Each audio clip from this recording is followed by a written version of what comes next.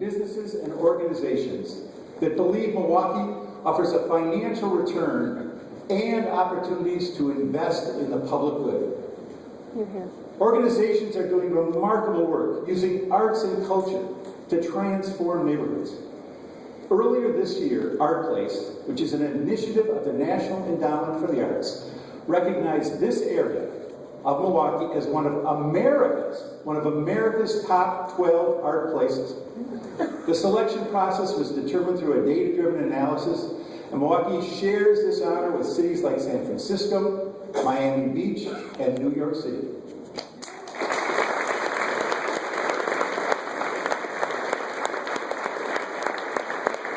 I've been a believer in the impact arts can have on the vibrancy and economy of a city. Art Place recognizes this area as a catalyst for change and a vibrant place where people want to be. Our next effort focuses on two Milwaukee neighborhoods, Harambe and West Wisconsin Avenue, with the goal of strengthening the relationship among local government, businesses, local artists, and community members. It takes creative and dedicated individuals like Keith Hayes of Be In Tween to see the potential of social innovation efforts like this. It's also people like Reginald Baylor and his exceptionally creative work with Plaid Tuba who are helping to shine the spotlight on Milwaukee's creative community. Reginald was recently selected as a Joyce Foundation grant recipient for a project that will focus on engaging communities and strengthening neighborhoods. Slacker.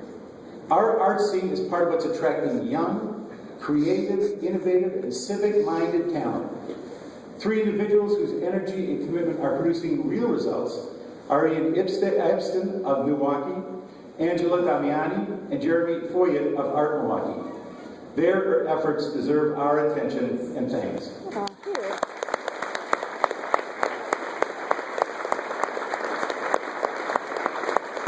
Last year, during the inaugural Young Professionals Week presented by Milwaukee, more than 30 organizations joined in engaging, developing, and retaining young talent.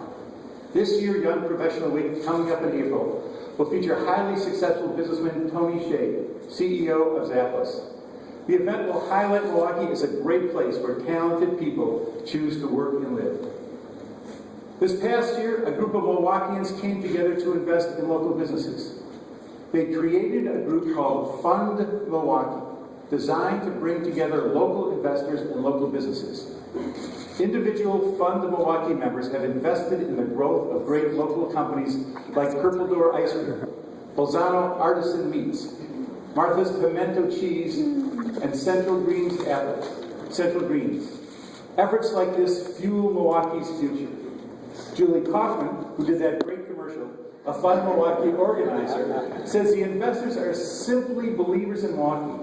What they're doing is giving back to our city and our people. Julie, thank you. Thank you.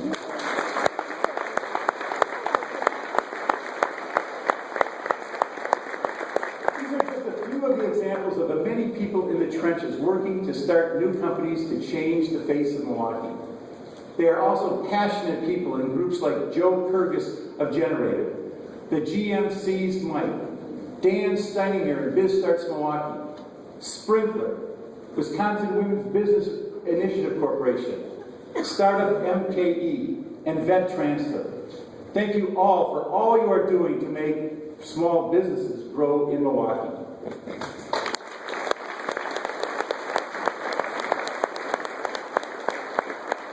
As we know, Northwestern Mutual will be growing in Milwaukee as well, building a tower that will bring a generational change to the city skyline. But Northwestern Mutual's investment is more than a tower. Milwaukee's quiet company is making a very loud statement by increasing employment downtown. Its expressed vision is the retention of all current jobs and an addition of 1,700 new positions.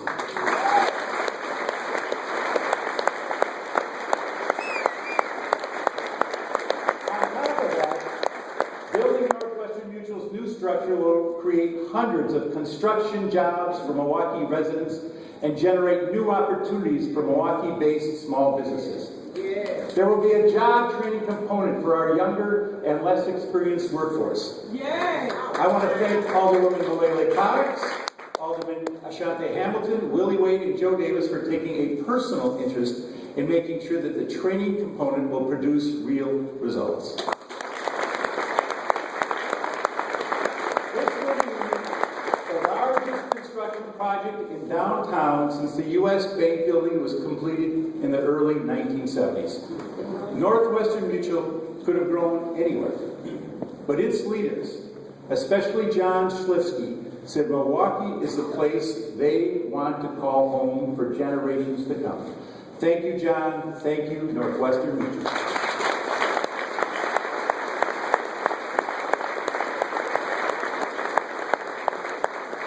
Downtown has benefited from investments made by Dental Associates, Marriott, and Hilton Garden Inn hotels. West of the river, we have the new and beautiful modern resident tower developed by Rick Barrett. And now with architect Matt Rinka, he's planning a spectacular new building called the Couture near the lakefront. From East Town to West Town, from Yankee Hill to Brewers Hill, from East Point to the 3rd and 5th wards, we have over 20,000 residents living in more than 13,000 housing units down here. It has been a remarkable transformation. We know that our city's future is tied to more people living, working, and investing in Milwaukee. A modern transit system is one element of our strategy to make Milwaukee the place they want to live. It's not the only element, and it's not our only strategy to grow Milwaukee, but a modern streetcar is an important ingredient. So are new fuel-efficient buses. That's why, when I went to Congress in 2009 and broke the 17-year-long dispute over $91 million in federal transit funds, I made sure that Milwaukee County received $36 million for buses. That was on top of $25 million Milwaukee County received in federal stimulus dollars. So many people will benefit from the streetcar. Employers, employees, residents, business owners, and visitors alike will be able to take advantage of this new modern way to get around Milwaukee. There's been criticism over the years about plans for rail transit, but lately I've been hearing new kinds of concerns, like, why don't we have a streetcar already? And what's taking so long? One reason for the excitement and patience is that Milwaukee residents and visitors have taken modern streetcars in other cities. They've seen what modern rail transit can do, which is why places like Kansas City, Atlanta, and Cincinnati are joining cities like Seattle and Portland in becoming modern streetcar cities. We already have the federal share for the streetcar in the bank. The final engineering phase is about to start and will determine the exact route. And we're also beginning the formal utility coordination to reduce costs, as we do on all major works projects, public works projects. Yet despite the progress we're making, the reality is that we're not in full control of the streetcar's future. The State Public Service Commission may very well disrupt and delay the streetcar. Yes, there will be complications, but I know we can overcome them, like we did when we built Miller Park, when we built the Calatrava, and when the Market Interchange was rebuilt. Alderman Bob Bauman and Nick Kovac are two of our staunchest streetcar supporters, and I appreciate their help. Hear him.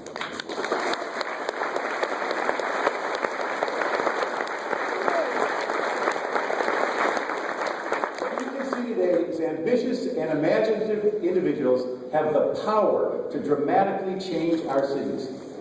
One of those people is Bill Penson.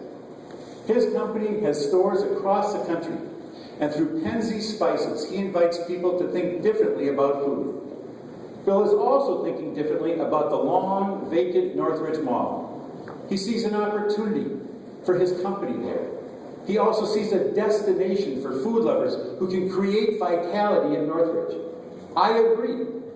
Success at Northridge would reverberate across the northwest side, adding to positive activity underway there.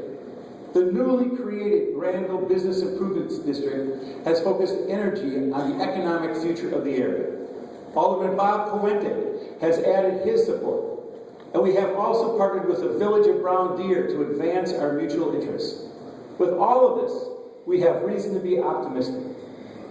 And Milwaukee is reinventing itself through technology and innovation. And Milwaukee's International Water Council is the perfect example of that.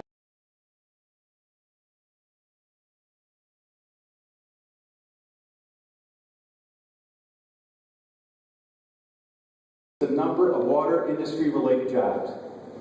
Our investments in the Reed Street Yards, next door to the Water Council, will lay down our marker as the capital of America's Fresh Coast.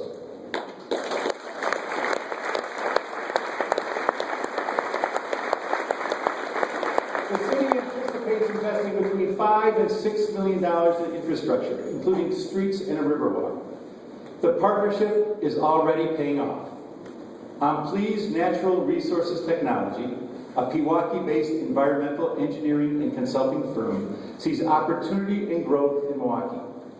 Today, the company is announcing it will bring its headquarters and 50 employees to a building near the Reed Street Yards.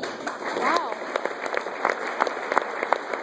Lori Carson, the president of Natural Resources Technology, and Richard Fox, the company's vice president, are here. I'd like you to stand so we can thank you and welcome you to the city of Milwaukee. Welcome to Milwaukee.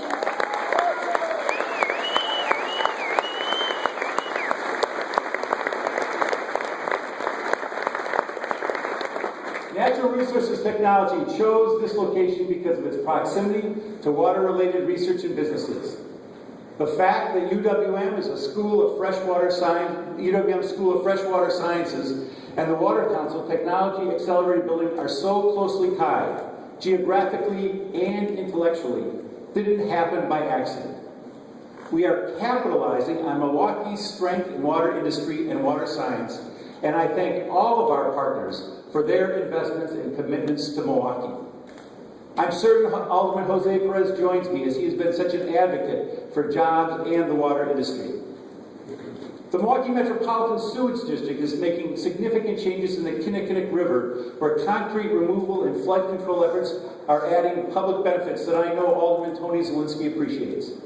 Similarly, on the Menominee River, fish will swim farther upstream and canoeists will have a new launch near the Miller Brewery Visitor Center.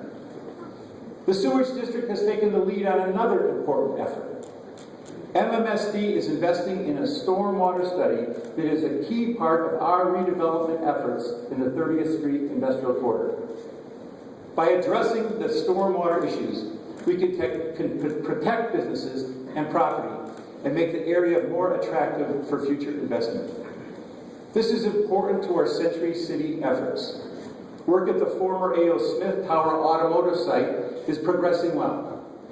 In 2013, our focus moves from the demolition and remediation to infrastructure and marketing. This is an attractive business location, and it is entirely reasonable to expect the same kind of business development we have seen in the highly successful Menominee Valley Industrial Center. Ultimately, this is about jobs, creating employment opportunities near capable and eager workers. 3 years ago, we welcomed Ingeteam, the international manufacturer of green energy components. The company is a major presence in the Menominee Valley. And right now, Ingeteam is announcing that it's looking for 50 workers to assist with a new contract. That's a good news that any mayor loves to hear.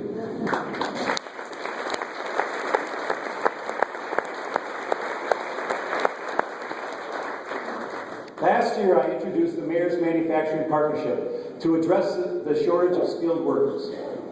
The city's Workforce Board and its partners, Wisconsin Regional Training Partnership Big Step, and the Milwaukee Area Technical College are working closely with employers to train job seekers to fill regional job openings in manufacturing.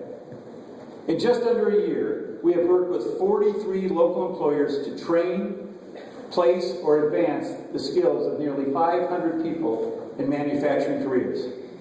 I've been to the graduations, and I've seen the incredible pride on the participants' faces. I'm confident more workers and more businesses can benefit from the partnership this year. And I've got a message for manufacturers. If you need workers, we want to help. And the Mayor's Manufacturing Partnership can work with you. On November 5th, it became official. Out of 305 cities, Milwaukee made it into the top 20 cities for the Mayor's Challenge, a national civics contest sponsored by the Bloomberg Foundation. Milwaukee is now in a heated competition for a prize of up to $5 million. Our submission, Milwaukee Homegrown, was generated through a Turnovation event I hosted at City Hall. A Turnovation is like a community town hall meeting where citizens brainstorm to generate problem-solving ideas. The Turnovation attracted hundreds of people who came together to address the issues of foreclosed properties, vacant lots, and food security. The event was so successful that I intend to do more in the coming years. Homegrown empowers residents to transform neighborhoods by repurposing foreclosed properties and sparking new economic activity based on local, healthy food production and distribution. Homegrown is just one measure being employed to address the foreclosure crisis, and it is a crisis. Citywide, we have 3,000 vacant buildings and 4,800 properties in pre-foreclosure status. The city, your city, has amassed an inventory of more than 1,000 homes. Demolition and board-up costs alone are staggering. The city has spent $5 million from the federal government, a few $100,000 from the state, and over $4 million in city funds to take down and board up vacant property. That's right, we have spent $4 million in city money to remedy a problem we didn't cause. $4 million that could have been used for neighborhood investment, police patrols, or healthy infants. And all the while the crisis was mushrooming, the state put $26 million of the National Foreclosure Settlement Funds into its own coffers. To let you know how real this problem is, I want to